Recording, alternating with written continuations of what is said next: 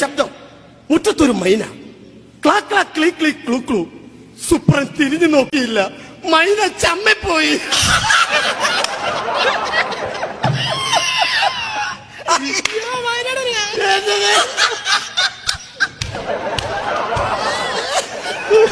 അയ്യോ, പാവം മൈന ചമ്മിപ്പോയി. ആരുടെയും മുഖത്ത് നോക്കാനാവാതെ മൈന ചമ്മി ചമ്മി നിൽക്കുകയാണ് സുഹൃത്തുക്കളെ. ഒരു മൈനയ്ക്കും ഇതുപോലെ പറ്റരുത് ദൈവമേ. ചമ്മിപ്പോയി.